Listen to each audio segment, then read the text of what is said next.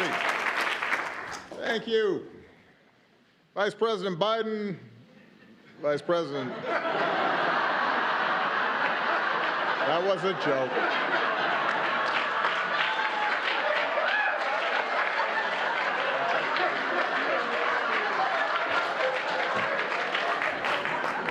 That was all set up. My president, Joe Biden, Vice President Harris,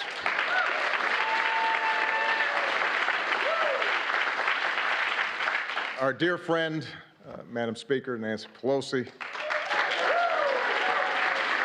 all the members of Congress who are in attendance today, the members of Cabinet, it is good to be back in the White House. It's been a while. I confess, I heard some changes have been made by the current president since I was last here. Apparently, Secret Service agents have to wear aviator glasses now. The Navy mess has been replaced by a Baskin-Robbins. And there's a cat running around, which I guarantee you Bo and Sonny would have been very unhappy about. But coming back, even if I have to wear a tie, which I very rarely do these days, gives me a chance to visit with some of the incredible people who serve this White House and who serve this country every single day. A lot of times out of the limelight.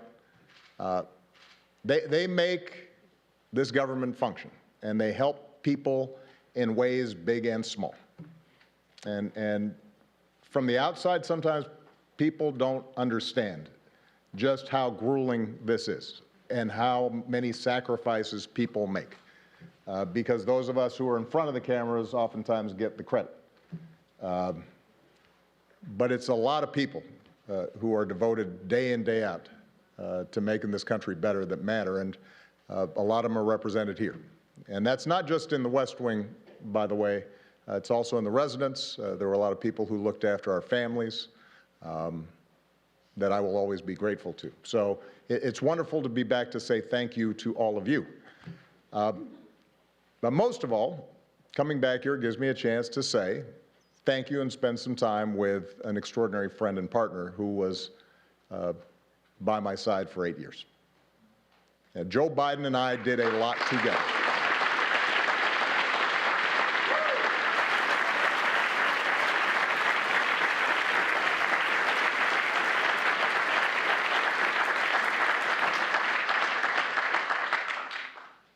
We helped save the global economy, made record investments in clean energy, we put guardrails on our financial system, we helped turn the auto industry around, repeal Don't Ask, Don't Tell. But nothing made me prouder than providing better health care and more protections to millions of people across this country. So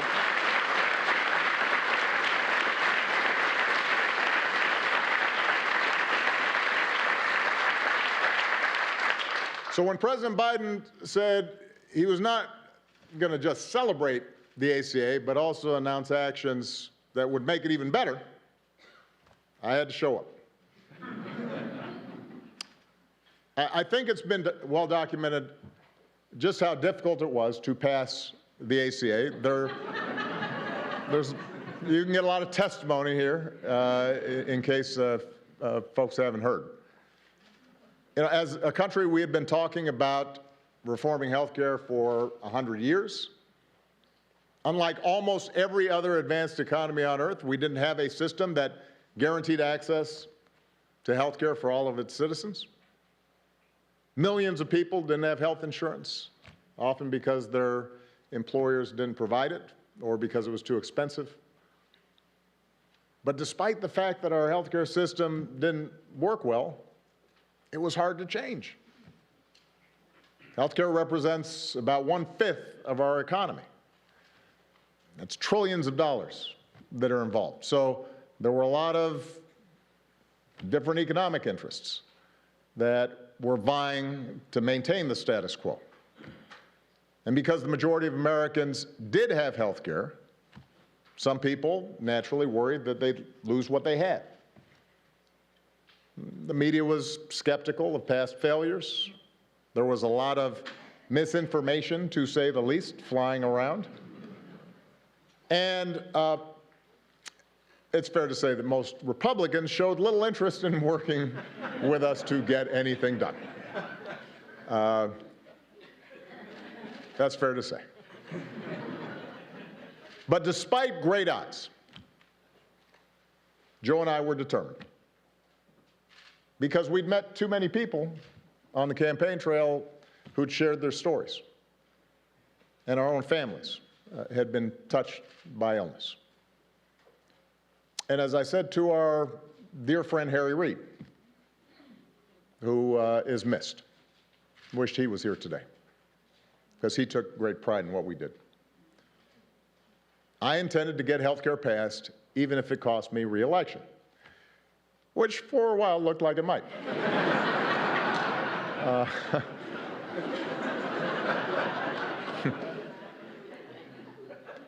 But for all of us, for Joe, for Harry, for Nancy Pelosi, for others, the ACA was an example of why you run for office in the first place, why all of you sign up for doing jobs that pay you less than you could make someplace else, why you're away from home sometimes and you miss some soccer practices or some dance recitals.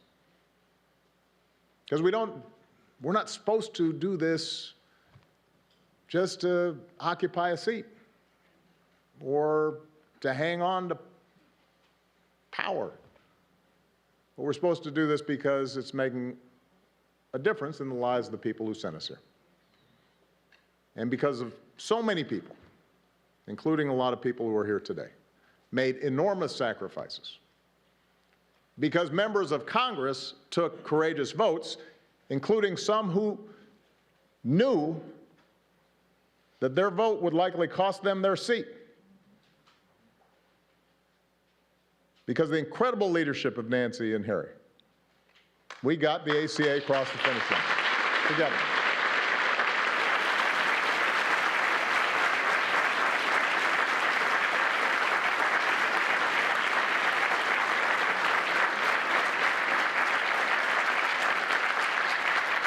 And the night we passed the ACA, I've said it before, it was a high point of my time here because it reminded me and it reminded us of what is possible. But, of course, our work was not finished. Republicans tried to repeal what we had done again and again and again.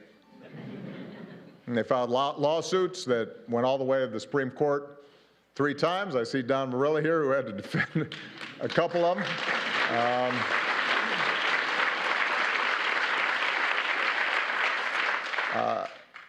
They tried explicitly to make it harder for people to sign up for coverage. And let's face it, it didn't help that when we first rolled out the ACA, the website didn't work. That was not one of my happiest moments. So given all the noise and the controversy and the skepticism, it took a while for the American people to understand what we had done.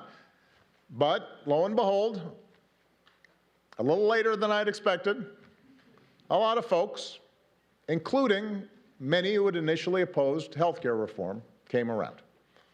And today, the ACA hasn't just survived, it's pretty darn popular. And the reason is because it's done what it was supposed to do. It's made a difference. First 20 million, and now 30 million people have gotten covered thanks to the ACA.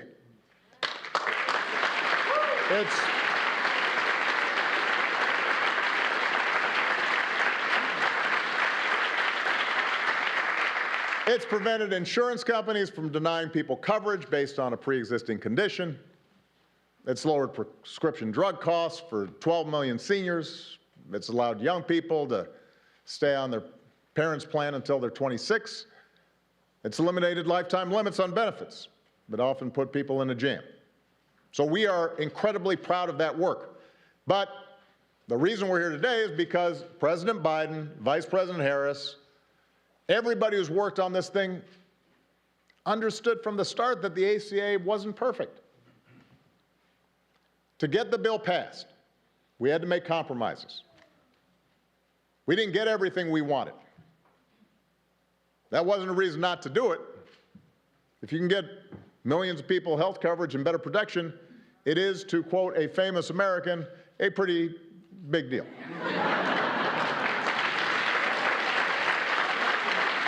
That's what it is.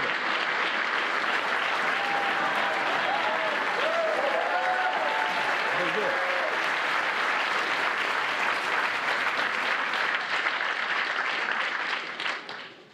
But there were gaps to be filled. Even today, some patients still pay too much for their prescriptions. Some poor Americans are still falling through the cracks. In some cases, healthcare subsidies aren't where we want them to be, which means that some working families are still having trouble paying for their coverage. Here's the thing, that's not unusual when we make major progress in this country. The original Social Security Act left out entire categories of people, like domestic workers and farm workers. That had to be changed. In the beginning, Medicare didn't provide all the benefits that it does today. That had to be changed. Throughout history, what you see is that it's important to get something started, to plant a flag, to lay a foundation for further progress. The analogy I've used about the ACA before is that in the same way that was true for early forms of Social Security and Medicare, it was a starter home. It secured the principle of universal health care, provided help immediately to families, but it required us to continually build on it and make it better. And President Biden understands that, and that's what he's done since the day he took office. As part of the American Rescue Plan, he lowered the cost of health care even further for millions of people. He made signing up easier. He made outreach to those who didn't know they could get covered, make sure that they knew, made that a priority. And as a result of these actions, he helped a record 14.5 million Americans get covered during the most recent enrollment period.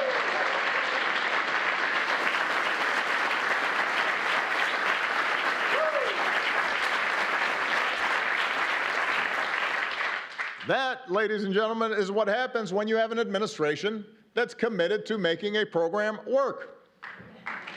And today, the Biden-Harris administration is going even further by moving to fix a glitch in the regulations that will lower premiums for nearly 1 million people who need it and allow 200,000 more uninsured Americans to get access to coverage. I'm a private citizen now, but I still take more than a passing interest in the course of our democracy. But I'm outside the arena, and I know how discouraged people can get with Washington. Democrats, Republicans, Independents. Everybody feels frustrated sometimes about what takes place in this town. Progress feels way too slow sometimes. Victories are often incomplete. And in a country as big and as diverse as ours, consensus never comes easily. But what the Affordable Care Act shows is that you are driven by the core idea that together we can improve the lives of this generation and the next.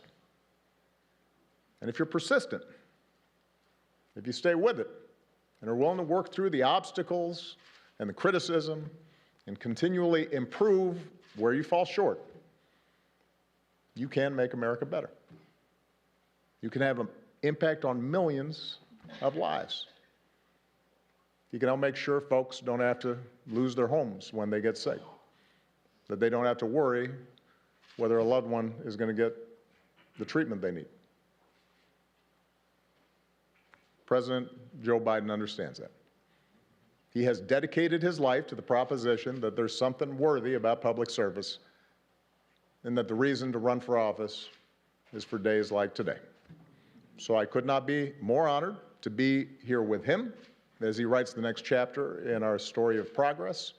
I'm grateful for all the people who've been involved in continuing to make the ACA everything it can be, and it is now my great privilege to introduce the 46th President of the United States, Joe Biden.